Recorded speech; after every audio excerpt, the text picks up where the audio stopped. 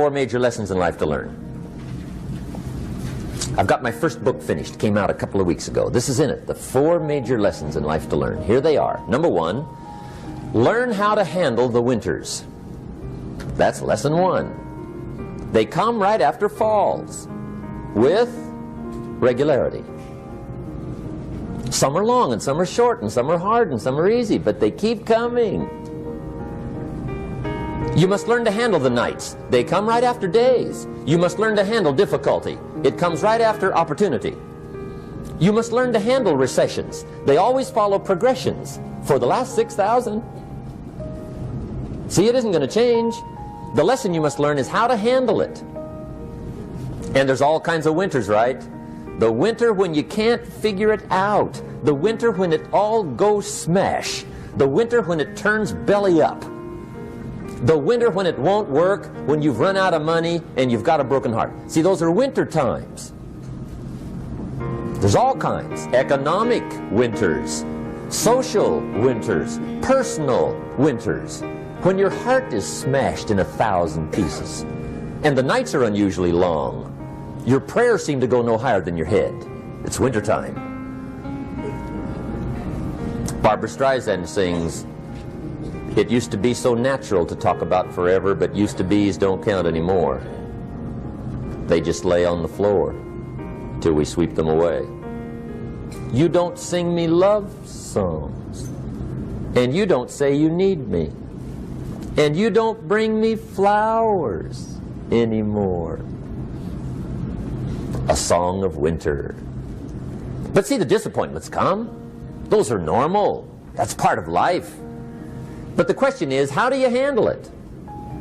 How do you handle the coming winters and the disappointments and the down times? Well, you can't get rid of January by tearing it off the calendar.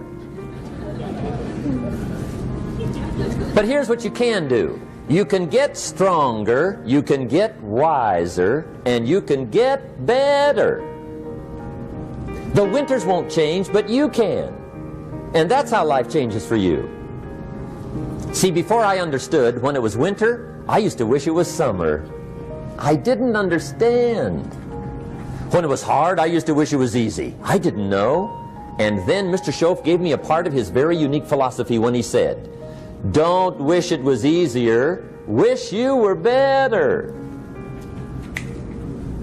See, that triggered my whole life change.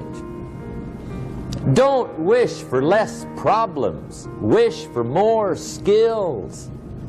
Don't wish for less challenge, wish for more wisdom. That's the key. So that's lesson 1, learn how to handle the winters. Here's lesson 2, learn how to take advantage of the spring. That's the second one. Spring is called opportunity. And spring follows winter. What a great place for it. If you were going to put it somewhere, that'd be the place to put it, right after winter. And pray tell, how often does spring follow winter? Every year with regularity, 6,000. You can almost count on it. See, opportunity always comes. Days follow nights. Isn't that terrific? Opportunity follows difficulty. But here's what you must learn to do. Underline these 2 words in that key phrase. Take advantage. Underline those 2. You must learn to take advantage of the spring. See, just because spring rolls around is no sign you're going to look good come fall. You gotta do something with it. In fact, you have to get good at one of 2 things in life. Planting in the spring or begging in the fall. Or get somebody to do it for you. See, those are about the only alternatives. Now here's what else you must do. Take advantage of the springs quickly, because there's only a few. Just a handful of springs have been handed to each of us. They don't come forever. Life is fairly brief. So you got to read every book you can get your hands on what to do with your springs while they're here. And take advantage, they soon run out. The Beatles wrote, "Life is so short." And for John Lennon, it was extra short. But life is brief. Elton John sings, "She lived her life like a candle in the wind." It's brief. So whatever you're going to do with your life, you got to get at it. Don't just let the springs pass. Here's the third major lesson in life to learn. Learn how to protect your crops all summer. You got to take care of what you start. Sure enough, as soon as you've planted your garden in the spring, the busy bugs and the noxious weeds are out to take it. And here's the next bit of truth. They will take it unless you prevent it. And that's the third major skill to learn. You've got to learn to prevent the intruder from taking all the good you start. It's one of the challenges. Here's two key phrases under number 3. First one, all good will be attacked. On this planet. Maybe not the next one we get to, but on this one, all good will be attacked. Every garden will be invaded. Not to think so is naive. And here's the second phrase. All values must be defended. Political values, social values, community values, family values, marriage values, friendship values, business values.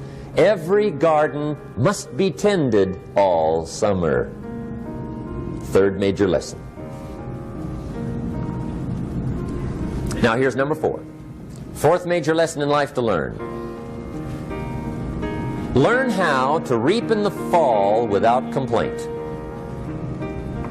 Learn to reap come harvest time without complaint.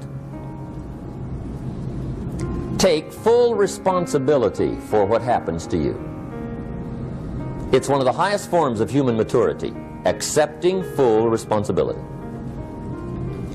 It's the day you know you've passed from childhood to adulthood, the day you accept full responsibility. And another note, learn to reap in the fall without apology.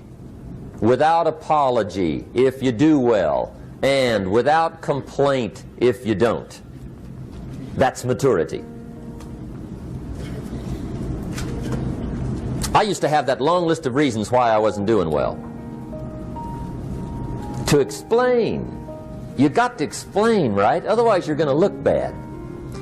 I used to have this funny list called Reasons for Not Looking Good.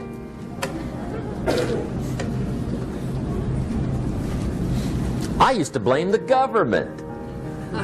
I mean, you can believe that or not. It was at the top of my list. I had a lecture second to none. The government. That was on my list. I used to blame taxes. Look what you got left after they take everything.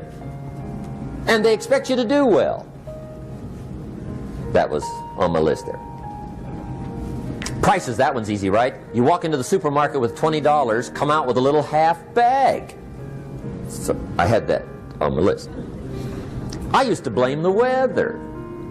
I blamed the traffic. I used to blame my car. I blamed the manufacturers. I used to blame the company. I blamed company policy. I used to blame the training program. I blame my negative relatives. They were always putting me down. I blame my cynical neighbors. They're just selfish, looking out for themselves. Won't loan you money? They were on my list.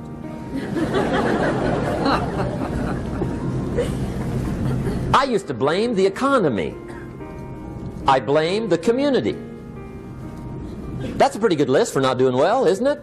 I thought it was good. I'll never forget one day, Mr. Schoaf was very kind, but he was also very blunt. And this was no exception.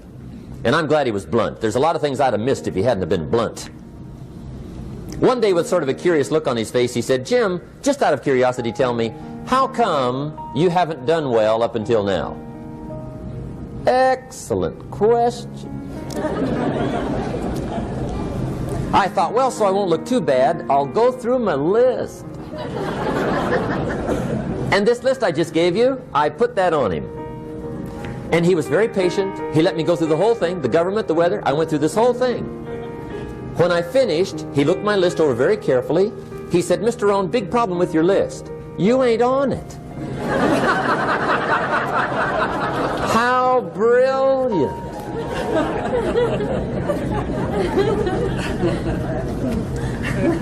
When I went to work for him a few months later, I learned very quickly to tear up my list, reasons for not doing well, and I threw it away. And I got me a fresh piece of paper. And I put one word on it. Me. There's a Black Heritage spiritual that says it's not my mother nor my father, nor my brother nor my sister, but it's